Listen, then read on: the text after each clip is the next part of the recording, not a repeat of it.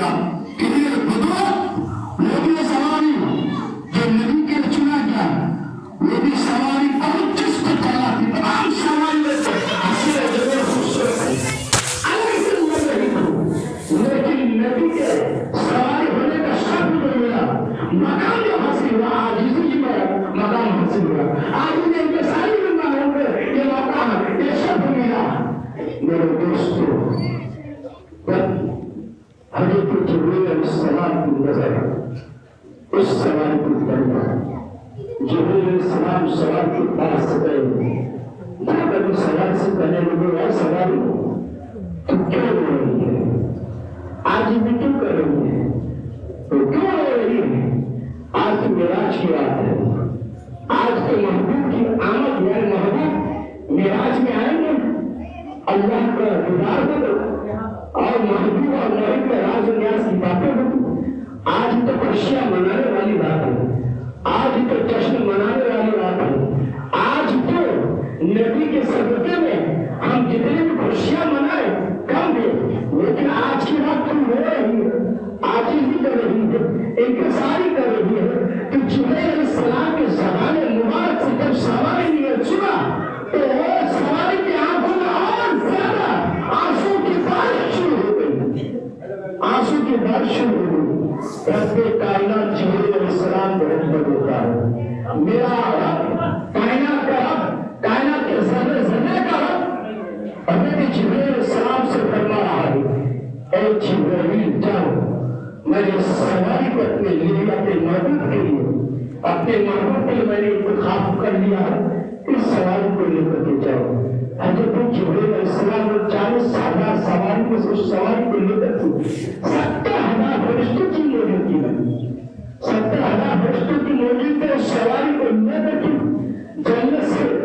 پہلے آسمان دوسرے آسمان تیسرے آسمان آتے آتے یہاں تک کہ زمین پر آ گئے اور زمین پر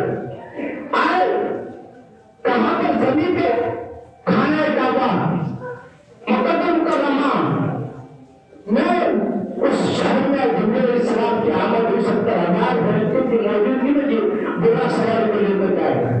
اور میرے نبی اپنے حفیظات بھائی حضرت ام ہانی کی آج کی رات آرام فرما رہے استراحت فرما رہے سو رہی ہے حضرت جبریل علیہ السلام نے ام ہانی کو دروازے پہ گئے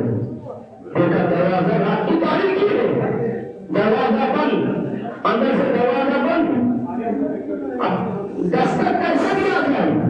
جبریل علیہ السلام کا عادت دیکھیے احترام دیکھیے تمام فرشتوں کے سردار ادب ان کا مقام دیکھے ادب کا مقام دیکھے کتنے عادت کر رہے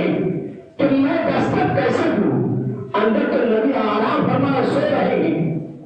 کیونکہ جبریل علیہ السلام کو بھی معلوم ہے کہ میرے اللہ کے نبی اللہ کے ہمارے اللہ کے رسول آرام فرما رہے اور میں اگر دستک دوں گا دروازہ کھٹکھٹاؤں گا تو کہیں ایسا ہو کہ نبی کی اصطلاحات میں آرام میں کوئی تکلیف نہ ہو کر خلل نہ پہنچے لہذا ادب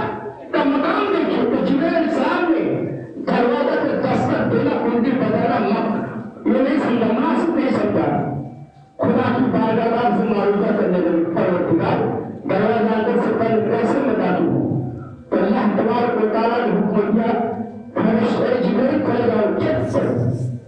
پر چلے جاؤ چھت پر چلے جاؤ جب چھت پر چلے گئے تو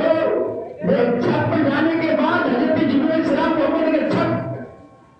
شک ہو جاتی ہے حصوں میں بڑھ جاتی ہے اور حضرت جبریل علیہ السلام چھت کے طرف سے اندر داخل ہوتے ہیں اور وہ حصوں میں بڑھ گئے اور راستہ مل گیا اور جبریل علیہ السلام اندر داخل ہوئے جب دیکھے داخل ہوئے تو اللہ کے محبوب اس طرح اس کا ہاتھ میں آرام فرما رہی سو رہے اللہ اکبر پروردگار یا اللہ تیرے محبوب کو آرام فرما رہے سو رہے خدا کی بارگاہ میں انتظار ہے دعائیں میں پروردگار آئے اور حضرت جبریل علیہ السلام عرض کر ہے پروردگار تیرے نبی سو رہے میں کیسے جگاؤں آواز دے کر کے جگاؤں تو نبی کے آرام میں کھل پہنچے گی تب اور میں نبی کو بے عدل نہیں کرنا چاہتا ہوں تیرے نبی کا بے عدل نہیں کرنا چاہتا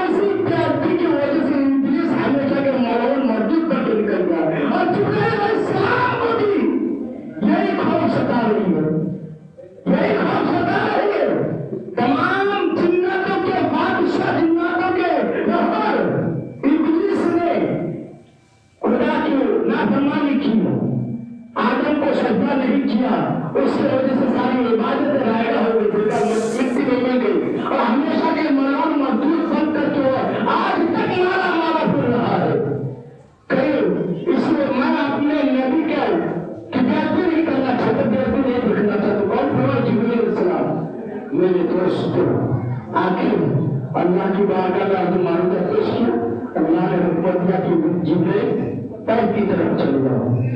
پیر کی طرف چلے گئے تو جانے مبارک ہو کر کے بیٹھ جاؤ، اور بیٹھ کر جبرائیل السلام بیٹھ گئے، اللہ نے حکم دیا تم میرے محبوب کے تلوے کو بوسا دو، میرے محبوب کے تلوے کو بوسا دو، چومو۔ اللہ اکبر، یہ حکم کون دے رہا ہے؟ میرا رب دے رہا ہے، کائنات کا رب دے رہا ہے، کائنات کے سارے کا رب دے رہا ہے کہ میرے محبوب کے تلوے کو بوسا دو، چومو۔ اگر چومنا شرک ہوتا، چومنا بدعت ہوتا تو اللہ حکم چھوڑ دیتا، اب یہاں کون سی فتوی لگاؤ گے؟ اللہ جبرائیل علیہ السلام کو حکم دیتا ہے کہ تم میرے محبوب کے تلوے کو چومو، بوسا دو۔ اگر چومنا شرک ہوتا، بدعت ہوتا تو اللہ نے حکم دیا اپنے فرشتوں کو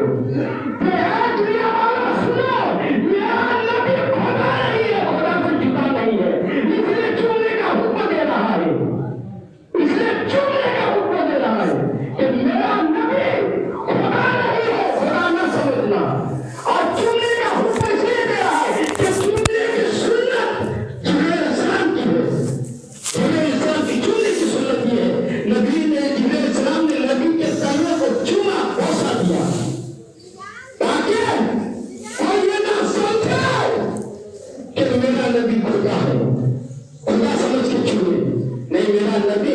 ایک انسان ہے، اور انسان کے ساتھ ساتھ وہ ہم جیسا عام انسان نہیں ہے، بلکہ آپ سب وہ لوری بس ہے۔ قرآن نے کہا وَمَا خَلَقَ اللَّهُ النُّورَ، میرا محبوب، قرآن نے کہا وَمَا خَلَقَ اللَّهُ النُّورَ، اللہ نے اپنے محبوب کو نور سے پیدا ہوا ہے، نور سے انتخاب کیا، تو نبی رسول نور ہے، اور نور کی کوئی شے نہیں، نور کی کوئی شے نہیں۔ مثال کے طور پر کوئی ہم دھوپ میں چلتے ہیں تو ہمارا سایہ ہوتا ہے، نبی کا سایہ نہیں، نبی کا سایہ نہیں۔ تو میرے دوستوں، انشاءاللہ اس آیت کریمہ کے تحت تفصیلی گفتگو اگلے جمعہ میں آپ سماعت کیجیے گا۔ میں اپنے تقریر کو، اپنی باتوں کو اسے ختم کر رہا ہوں، اور ایک اعلان سماعت کا اعلان یہ ہے کہ پچھلے جمعہ میں نے اعلان کیا تھا، آج میں اعلان کروں، جامعہ یوسفیہ جو